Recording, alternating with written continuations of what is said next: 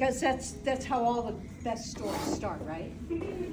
All right, so once upon a time, deep, deep in the woods, a little ways from the village, there lived an old woman, a crone. Now she was so old. How old was she? She didn't know, nor did she care, but no one remembered her real name. However, if you were to walk into the village and mention Biddy, everybody knew exactly who you were talking about. There wasn't a person in the village, young or old, that had not benefited from her knowledge, her care, her wisdom, or her magic.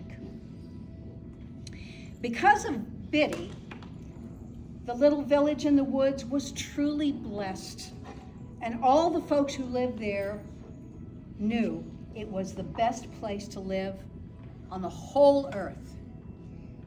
Anytime there was a need for healing, Biddy was there. She always knew exactly how to bring a new life into the world safely. Even the most difficult situations, young mothers always healed, and all the families thrived under her tender care. And there was no counting the number of sheep or cattle or pigs that she eased into life either. Broken bones healed straight and true, and there were gentle teas to heal pain and stomach aches and colds, even the odd breathing illness that seemed to visit every fall. Biddy had the teas and the herbs and the knowledge to make everything right. And when life brought sadnesses or hurts, uneasinesses of the heart and the mind, her cottage door was always open. And she would sit for hours, listening, soothing, offering wisdom, along with cups of her soothing teas. Now, time being what it is, when the moment arrived for someone to cross over, Biddy always knew. And she was there to ease their passage. Her soft songs and her kind and ancient hands were strong and warm. She knew very well that not even her medicine could keep death away when it was time. But she also knew that death was healing on a different level. Yes, old Biddy knew all the ways to bring peace to everyone, because old Biddy was the medicine. She was the healing power of the village. Now, one night, as the first glimmers of the new moon whispered in the sky, Biddy gathered her special bag. She set off to visit a family because she knew that it was time for a new life to come into the world. By her best reckoning, this little one must have been conceived around Imbolc. Now that's an auspicious beginning for any child. But now it was the season of Samhain. And Biddy sensed a happy stirring in the spirits and ancestors who helped her watch over the village. The frosty gravel crunched beneath Biddy's boots, and the old owl that ruled the woods hooted to her as she passed by the hollow tree. They had been very, very good friends for many, many years. One by one, the stars appeared in the sky, and on this night, Biddy felt that she could hear their song better than she had in years. This would be a special, magical birth indeed. She arrived at the expectant home and rapped on the doorframe 3 times. Knock, knock, knock. Blessings and greetings I bring to your hearth, she chanted. Welcome you are, mother, the family within answered, entered in peace. Now this was the home of the village blacksmith, Kian, and his wife, Orla. They had 6 children already, and this would be the 7th. Biddy came in with a laugh as small hands reached for her, leading her to the rocking chair next to the fire. Seemingly from the air, she produced the delicious honey candies that the children loved. With happy squeals, the youngest ones grabbed their candies and skipped off with their prizes, while the oldest daughter and son stayed to bring Biddy a steaming cup of hot cider. Biddy inhaled the sweet aroma and took a sip, letting the warmth balance the chill of the night. She asked the daughter to bring a pot of hot water so that she could brew the special birthing tea. The simple teapot arrived, and Biddy began adding her herbs, sing-songy prayers and spells to the deities along with the house and earth spirits. As the tea brewed, the fire crackled on the hearth until a low moan brought her to her feet. She motioned to the daughter, and they moved into the bedroom to help Orla and the new life that was coming very quickly. Smiling, she spoke to Orla as she adjusted the pillows on her bed. It would not be a long labor. After 6 previous babies, Orla's body knew exactly what it was supposed to do, though Biddy had a knowing that this would be her last pregnancy. So as Orla drank the brew, she and the old woman spoke, recalling other nights, other births. Orla's daughter sat beside her mother, ready to help where she could. As the contractions increased and the birth was imminent, suddenly the bedroom window flew open and the old owl appeared and sat upon the windowsill, hooting a greeting. Orla gripped Biddy's hand on the one side and her oldest daughter's on the other. One last push, and the beautiful song of a newborn's cry filled the night air. Quickly, Kian and the other children entered the room to greet the new arrival. And how shall this tiny new life be known? How is the world to know her? Just as Orla was about to answer, the old owl interrupted, its hooty voice sounding almost like a bell or chime. The new mother looked in surprise at the visitor that was sitting on her windowsill and then smiled. This child arrived with the first light of the new moon. She is my brightness and my joy. Her name is Neve.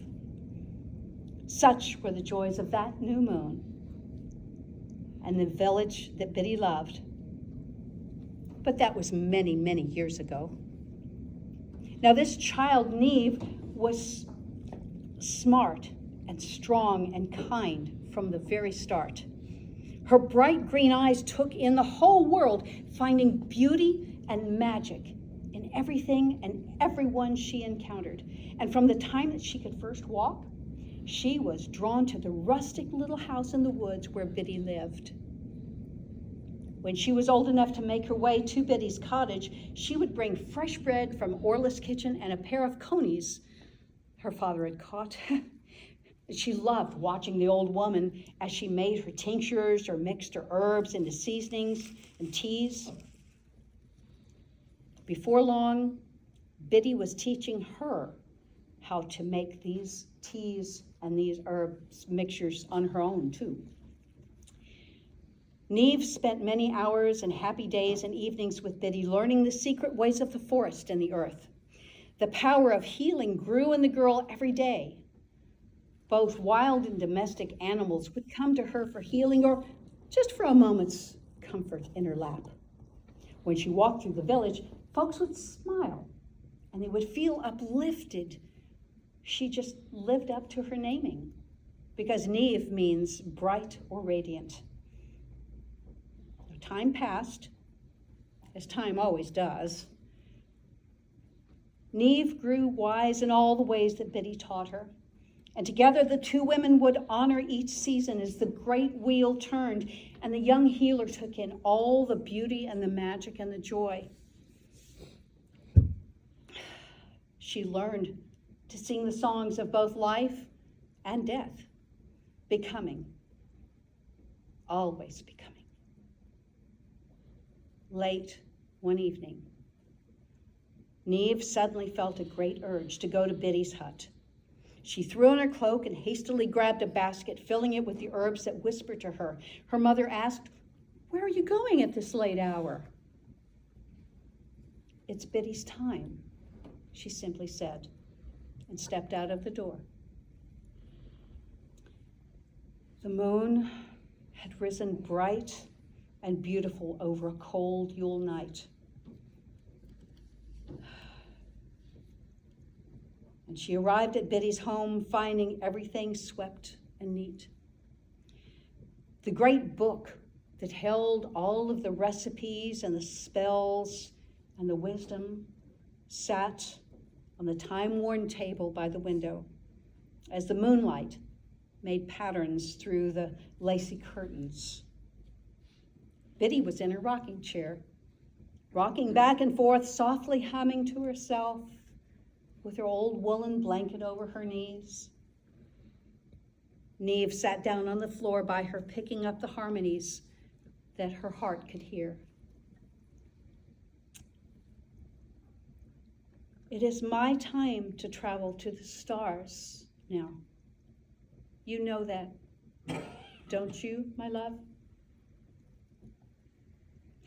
Neve felt her heart skip a beat. She knew it was time, but it was a little different to hear it actually spoken.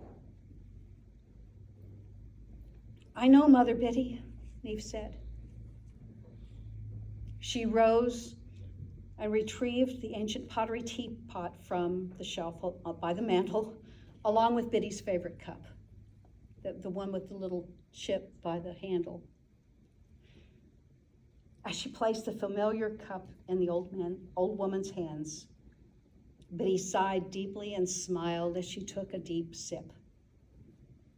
"Neve, my love, open the window, please. I think an old friend is coming to share my journey."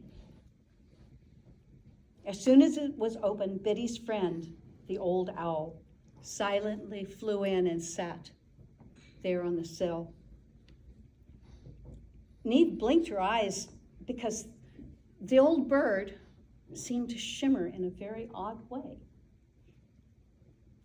Biddy spoke in a softly quavering voice, filled with the love and wisdom of her years.